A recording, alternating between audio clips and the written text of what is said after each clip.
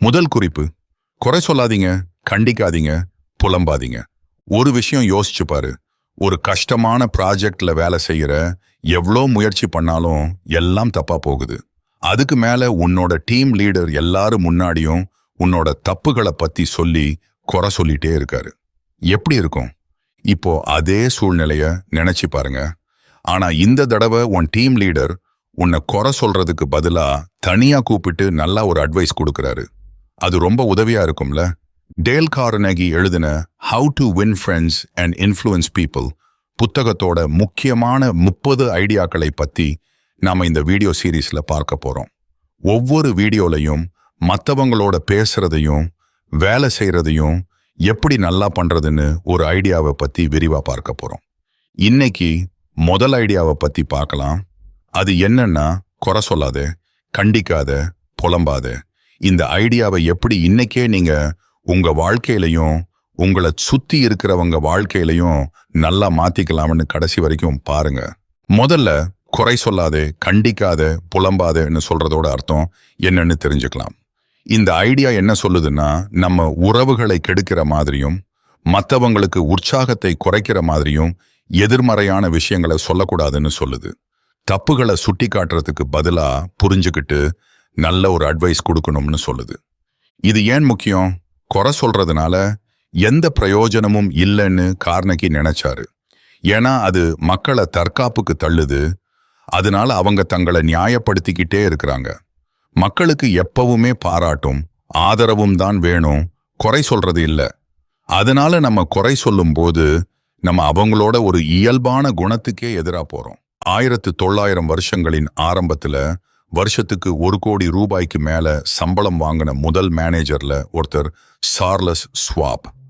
Swap மக்களை குறை சொல்லி வேலை வாங்காம அவங்களோட சின்ன சின்ன முன்னேற்றங்களை கூட பாராட்டி அவங்க பெஸ்டா பெர்ஃபார்ம் பண்ற மாதிரி உற்சாகப்படுத்துறதுல ரொம்ப கெட்டிக்காரர். அவர் டீம்ல ஒருத்தர் வேகமா இல்ல நல்லாவே வேலை செய்யலைன்னா அவர் அவங்க மேல கத்த மாட்டாரு, இல்ல அவங்க வேலை மோசமா இருக்குன்னு சொல்ல மாட்டாரு. அதற்கு பதிலா அவங்க செய்யற ஒரு நல்ல விஷயத்தை கண்டுபிடிச்சு அதுக்காக அவங்கள பாராட்டுவாரு. நீங்க எவ்வளோ கஷ்டப்பட்டு வேலை செய்யறீங்கன்னு நான் கவனிச்சுட்டேன். இதை இப்படி பண்ணுனீங்கன்னா இன்னும் நல்லா பண்ண முடியும்னு எனக்கு நம்பிக்கை இருக்கு அப்படின்னு சொல்லுவாரு. ஸ்வாப் தன்னோட ஊழியர்களை அவங்க பெஸ்டா பண்ற மாதிரியும் கம்பெனி மேல இன்னும் அதிகமா லாயலா இருக்கிற மாதிரியும் தூண்டினாரு. அது வேற லெவல்ல ஒர்க் ஆச்சு. அவர் ஊழியர்கள் மதிக்கப்படுறதா ஃபீல் பண்ணுனாங்க. அவங்களுக்கு நல்ல ஒரு மோட்டிவேஷன் கிடைச்சது. அதனால அவர் கம்பெனி ரொம்ப ஜெயிச்சுது. நாமளே ஒரு தடவை யோசிச்சு பார்ப்போம். நீங்க ஏதாவது ஒரு தப்பு பண்ணிட்டீங்கன்னு ஒருத்தர் சொன்னப்ப உங்களுக்கு எப்படி இருந்துச்சு? ஒருவேளை கோபமா இருந்துச்சா? இப்போ ஒருத்தர் உங்க முயற்சியையோ அல்லது முன்னேற்றத்தையோ பாராட்டினதை நினைச்சு பாருங்க. அது உங்களை இன்னும் நல்லா செய்ய தூண்டியிருக்கும் இல்லையா? இது மாதிரி விஷயங்கள் தினமும் ஸ்கூல்ல, வேலை செய்யற இடத்துல, வீட்டுல எல்லாம் நடந்துகிட்டே தான் இருக்கு. இதெல்லாம் பார்த்தா குறை சொல்றதை விட பாராட்டுறது எவ்வளோ பவர்ஃபுல்லானதுன்னு புரியும் இல்ல? இந்த ஐடியாவை நீங்க உங்க வாழ்க்கையில கடைபிடிக்கணும்னா, ஒருத்தர் தப்பு பண்றப்போ இல்ல ஏதாவது விதமா நடந்துக்கிறப்போ உடனே கோபப்படாம கொஞ்சம் நிதானமா யோசிச்சு பாருங்க. என்ன தப்புன்னு சுட்டி காட்டுறதுக்கு பதிலா நிலைமைய புரிஞ்சுக்கிட்டு நல்ல விஷயமா ஏதாவது சொல்ல முடியுமான்னு பாருங்க. ஏதாவது ஒரு விஷயத்தை பத்தி நீங்க பேச வேண்டியிருந்தா அந்த ஆளை பத்தி இல்லாம அந்த விஷயத்தை பத்தி மட்டும் பேசுங்க. அதுக்கப்புறம் ஒரு நல்ல அட்வைஸ் கொடுங்க. கஷ்டமான விஷயங்களை பத்தி பேசவே கூடாதுன்ற இல்ல, ஆனா ஒரு அக்கறையோடையும் உற்சாகத்தோடையும் பேசணும்.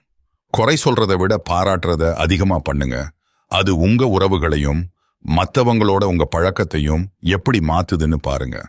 அடுத்த வீடியோல இந்த முதல் ஐடியாவோட சம்பந்தப்பட்ட இன்னொரு முக்கியமான ஐடியாவை பத்தி பார்க்கலாம். அடுத்தடுத்த வீடியோஸ் மிஸ் பண்ணாம பார்க்க சப்ஸ்கிரைப் பண்ணி பெல் ஐகானையும் கிளிக் பண்ணுங்க.